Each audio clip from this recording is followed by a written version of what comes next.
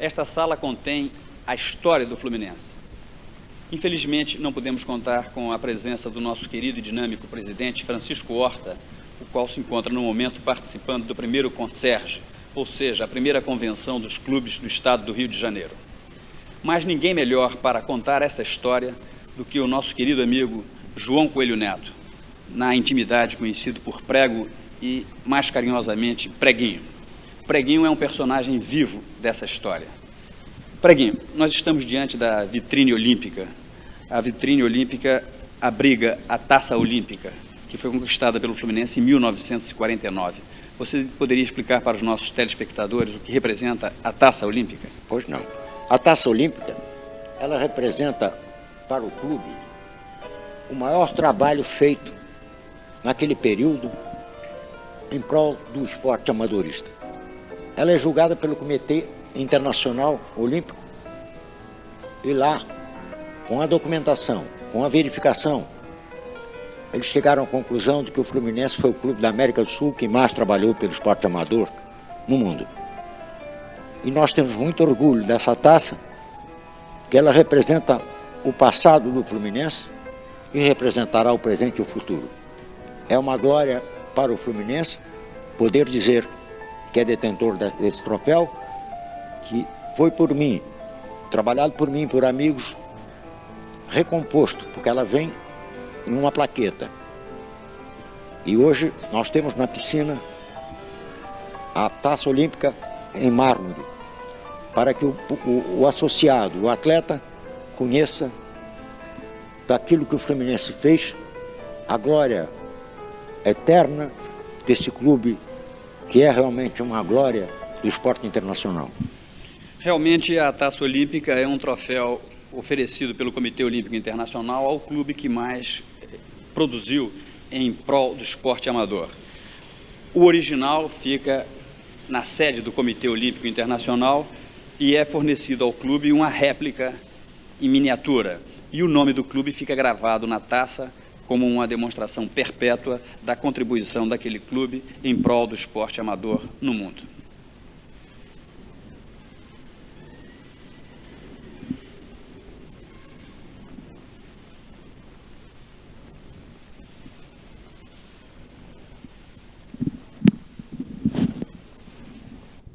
Preguinho, nós estamos falando da história do Fluminense. E para iniciarmos a história do Fluminense, nada como mostrarmos a primeira bandeira do Fluminense. A primeira bandeira do Fluminense era cinza e branca. Quando o Fluminense foi fundado em 1902, essas foram as cores escolhidas, porque foi a equipe que fundou o Fluminense era uma equipe de homens educados na Inglaterra. Nesta época, a Inglaterra tinha aquela serenidade absoluta, que ele não gostava de cores berrantes, e escolheram essa cor. Depois, o Fluminense foi se transformando, era necessário que no campo facilitasse a visão do espectador, e escolheu, então, essa nova bandeira, que é vermelho, branco e verde.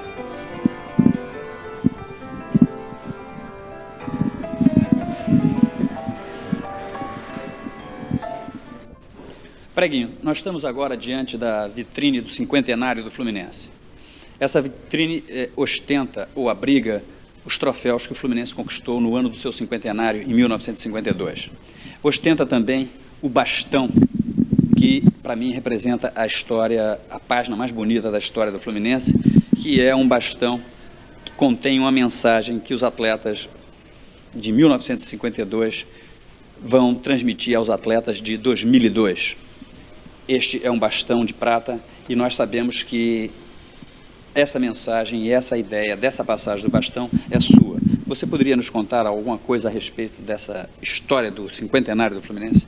Pois não. A história do cinquentenário do Fluminense foi comemorada principalmente na parte esportiva. Nesse campo, hoje um pouco cortado e deficiente, nessa época não era um estádio que foi construído em 1919, depois melhorado em 22, porque no Brasil não havia estádio e o Fluminense se propôs a construir, cooperando com a Confederação Brasileira de Esportes, construindo então esse estádio que aí está. Nesse cinquentenário, eu idealizei este bastão porque havia uma ideia sentimental de que o Fluminense devia viver eternamente, para muitos, se possível para todos.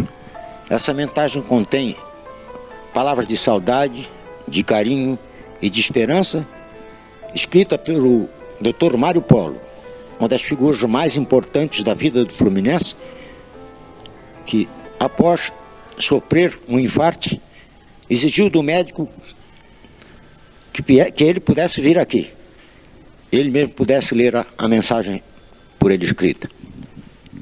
Essa mensagem representa muito de todos nós que trabalhamos pelo clube desinteressadamente, porque o amadorismo é necessário que ele seja compreendido da forma que eu pelo menos compreendi. O amadorismo é a escola, é no amadorismo que o homem se forma.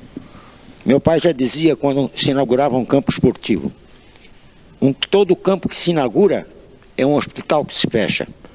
E aqui foi uma escola de amor, de educação física e de carinho pelo lar, pela família, que nós temos feito do clube, a continuação do nosso lar.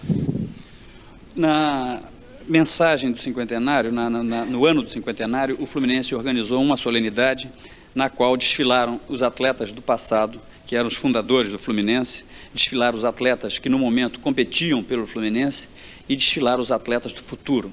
Eram crianças que ainda não praticavam esportes, filhos de sócios do Fluminense, e que receberam a réplica dessa mensagem, com a incumbência de, no ano 2002, transmitir essa mensagem para os atletas do Fluminense de 2002.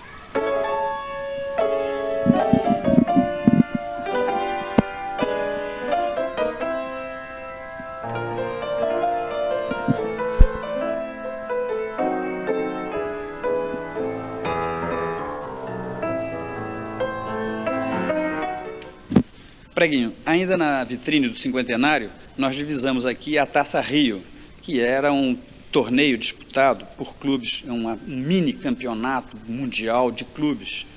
E o Fluminense, no ano do seu cinquentenário, conquistou a Taça Rio. Você podia nos dizer alguma coisa a respeito? Pois não. A Taça Rio foi conquistada após muito esforço na direção de Fábio Carneiro Mendonça, no Maracanã. Nós conseguimos vencer.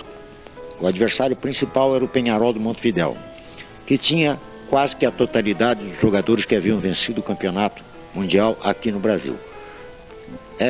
Foi realmente uma página gloriosa e nós aqui a temos junto a outros troféus, todos eles conquistados no cinquentenário do Fluminense.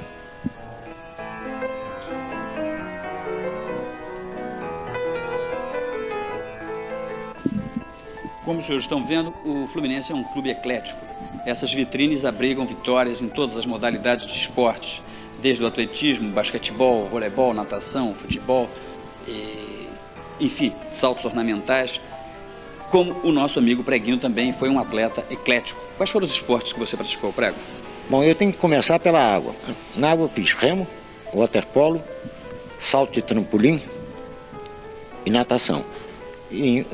Em terra fiz atletismo, voleibol, basquetebol, futebol, hóquei de patim e tênis de mesa. O Prego, nós sabemos também que você participou da primeira seleção brasileira nos campeonatos mundiais. E você também foi o autor do primeiro gol da seleção brasileira em campeonato mundial. Como foi isso? Realmente, contra a Iugoslávia, nós perdemos 2-1. O gol foi feito por mim e eu fui o primeiro capitão brasileiro em Copa do Mundo. Em 1900? Em 1930, em Montevidéu. Certo. O Pelé tem o gol 1000, mas você também tem uma marca histórica. Você também é o autor do gol 100 da seleção brasileira em jogos internacionais, é verdade? Exatamente. Esse gol foi feito contra a Bolívia. E os jornais, eu nem sabia disso, pois fui apurar a verdade. O 100º gol foi feito por mim. Então nós temos o Pelé com o Gol 1000 e temos o nosso amigo João Coelho Neto, carinhosamente Preguinho, autor do Gol 100 da Seleção Brasileira de Futebol em Jogos Internacionais.